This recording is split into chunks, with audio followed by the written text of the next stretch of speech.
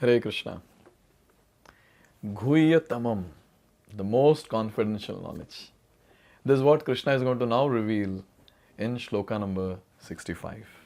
So let's see that. Manmana bhava madbhakto madhyaji mam namaskuru mam eveshyasi satyam te pratijane prayosi me. So here Krishna is saying, Manmana, that is, always think of me. Bhava madbhakto, become my devotee. Madhyaji, worship me. And fourth, Mam namaskuru, offer your homage unto me, pay obeisance to me. Mam evaishyasi satyam te, Mam evaishyasi, thus you will come back to me without fail.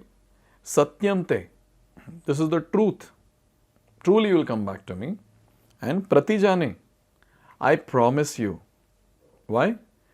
Priyaha asi me, because you are very dear friend of mine. You are very dear to me. You are a very dear friend. Now, this same shloka now was told by Krishna in a 9th chapter. So let me just pick that 9th chapter. Last shloka of 9th chapter, as shloka number 34. So Krishna is saying, Manmana bhava madbhakto madhyaji mam namaskuru mam evaishyasi yuktvaivam atmanam mat parayanaha. So here Krishna is just adding these words, yuktvaivam atmanam mat parayanaha. Being completely absorbed in me, surely you will come to me. Now, there's the same shloka, but then there is some nice elements that we can see, in shloka number 65 of 18th chapter, where he's saying that I promise. Why? Because you are very dear to me. So very nice shloka. Let's get into this particular shloka in a much deeper way. Manmana. So Krishna is saying, always think of me, manmana. So engage your mind in thinking of my name, form, qualities, pastimes. So we have to think about Lord. Bhava madbhakto. Engage all your senses in my service and become my devotee. That's the instruction that is given. Madhyaji. Use different paraphernalia like gandha, pushpa, dhoop, deep, naivedya. Gandha means sandalwood paste, gandha. Pushpa, flowers. Gandha, pushpa, dhoop, incense. Deep, ghee lamp. And naivedya, some food items, be it fruits or be it some cooked items. So offer it to me. So this is Madhyaji. Mam namaskuru. Now someone might say that manmana, engaging mind, difficult. Then Krishna is saying, okay, engage your senses. Oh, I think that is also difficult. Okay, engage some outside items, offer it to me. Oh, that is also difficult. Okay, just fall in front of me. I mean, just pay your obeisance. Do dandavat, fall like a danda in front of me. Fall like a stick. So you stick, just fall in front of the Lord. So danda means the danda, fallen danda, not the straight danda. Sometimes nowadays devotees are like dandavat. They'll be straight and they'll be dandavat. That is also danda. So on a serious note, paying obeisance to the Lord. Now, how much it takes for paying obeisance to the Lord? Does it cost? How much time it takes? How much energy it takes? Hardly any. Anyone who is healthy, anyone who does not have a back pain, can offer obeisance. What is the problem?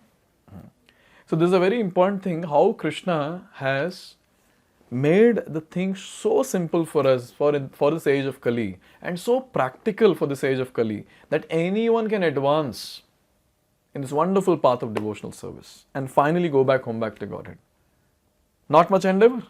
There's little bit. Krishna is saying, do this. So Krishna, am I supposed to do all four?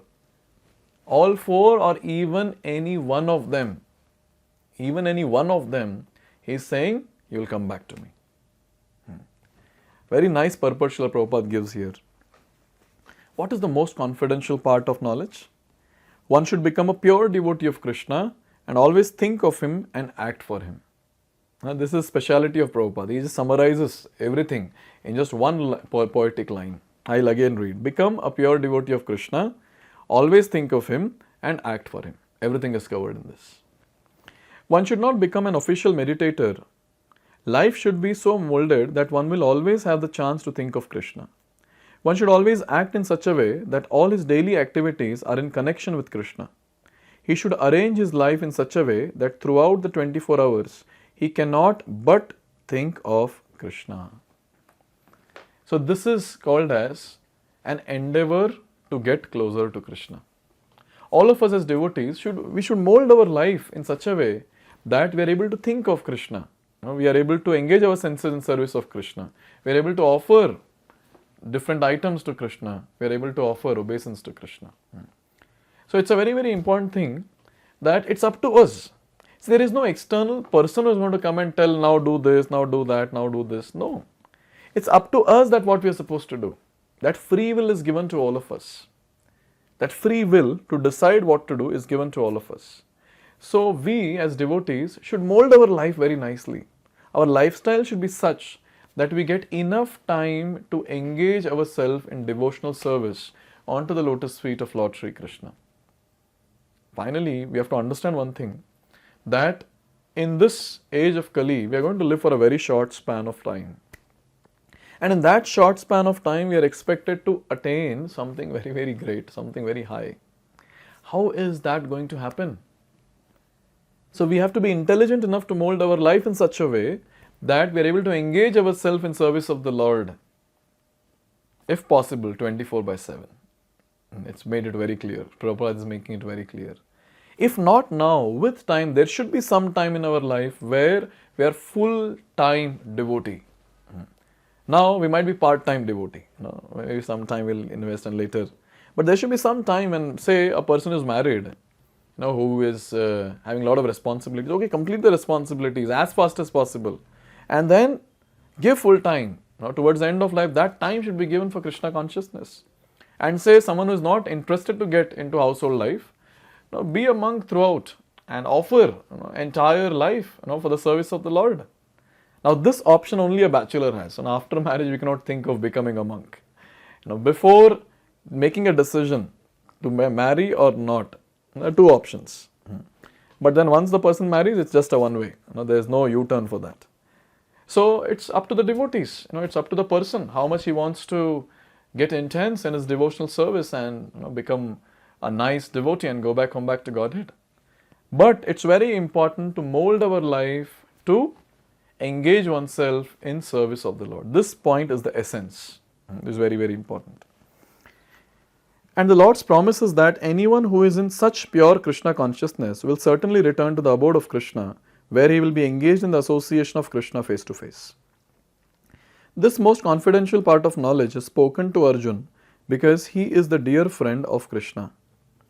Everyone who follows the path of Arjun can become a dear friend of Krishna and obtain the same perfection as Arjuna.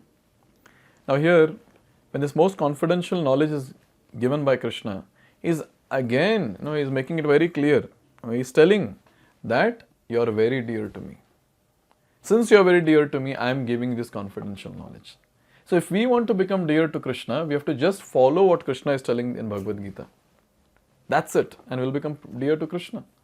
So there's a very important point that is made here. All of us should endeavor to become closer to Krishna. All of us. By following the principles, by following the instructions given in Bhagavad-gita. Now, there are some strong points which Prabhupada is making. Here we can see the mood of the Acharya. So in ISKCON, the Brahma Madhva Gauda Sampradaya is followed. So what is the mood of this parampara we need to understand? And here is the mood that is given. These words stress that one should concentrate his mind upon Krishna, the very form with two hands carrying a flute, the bluish boy with a beautiful face and peacock feathers in his hair. So this is a very nice description that is given. In Brahma Samhita we have this Shloka, which we have quoted in previous videos also. Venun kvanantam aravinda dalaya taksham barhavatam samasitam buddha sundarangam Kandarpa koti kamaniya vishesha shobham Govindamadi purusham tamaham bhajami. So what is the beautiful form of the Lord? That description is given by Brahma here. Venam kvanantamaravinda dalayataksham. So he is holding a venu, he is holding a flute. His eyes are elongated and very, very beautiful, like the lotus petals. Barhavatam samasitam buddhasundarangam. So he has got a beautiful peacock feather on his head, and his complexion is that of a freshly formed rain-filled cloud, transcendental color. So that color. And how beautiful he is, how to understand? We need some measurement, no? We need some parameter. So he said that Kandarpa koti kamaniya vishesha shobham. So here Brahma is saying that you're so beautiful that you enchant cupids. Not one cupid, two cupid, three cupid. He's saying koti Kandarpa. Koti. Crores and crores of cupids. Now for us it's very difficult. We have not seen any person who is so beautiful on this planet. We don't know how beautiful Kamdev is. So it is described in Shastra, beautiful, Kamdev is very beautiful, and he, not just one, many, many crores of them, they are getting enchanted by the beauty of Lord Shri Krishna. And so here Prabhupada is saying, meditate or fix your mind on this beautiful form of Krishna. And for your information, Krishna's form and Krishna's name are non-different. So when we are chanting Hare Krishna, Krishna Krishna, Hare Hare, Hare Ram, Ram Ram, Hare Hare, what are we doing? We are actually meditating on Krishna. It's non-different. You meditate on Krishna's form, which has a bluish blackish form, or you meditate or you chant the holy names of the Lord. It's one and the same. So the first thing that we have to do is try to chant the holy names of the Lord very attentively and offenselessly. One should not even divert his mind to other forms of the Lord. So there are many, many forms of the Lord. Here it is said, Vishnu, Narayan, Ram, Varaha, etc. But a devotee should concentrate his mind on the form that was present before Arjun. Concentration of the mind on the form of Krishna constitutes the most confidential part of knowledge. And this is disclosed to Arjun because Arjun is the most dear friend of Krishna. So anyone who desires to go back home, back to Godhead, should meditate on the Lord by chanting His holy names. Always. As much as possible. And when we use this word always, we have to understand, it might be chanting, reading, hearing, engaging oneself in the service, everything, but it should be for the pleasure of Krishna. So here, Arjun might say, Are you Mathura people, you make so many promises, but you don't fulfill. So Krishna is saying, no, Pratijane, I am promising. And my promise is valid because you are Priyosime, Priyaha Asime. You are very dear to me. So Arjuna, tell me, if someone is dear to someone, why will that person cheat? So you are very dear to me. So I promise that if you do these things, I will take you back home, back to Godhead. So in this way, Krishna has repeated, again I am repeating this point, Krishna has repeated the Shloka, 9th chapter, 34th Shloka, again in 18th chapter, 65th Shloka that we are discussing. So we can imagine the importance of the Shloka. So we should go through this video again and again, go through the purport again and again, and see how we can implement this most important Shloka in our day-to-day life. By the way, it was just a trailer. We have the entire movie remaining because Krishna has given this instruction, and now Krishna is going to emphasize on one more point. Arjun might ask, so I should purify myself, right? Because I am not pure. How can I do all these different things? So Krishna, is it that I have to go back and purify myself doing various rituals and austerities? And Krishna is like, wait a minute. I'll make it clear in the next Shloka, and I'm telling you all, we'll see that in the next video. Hare Krishna.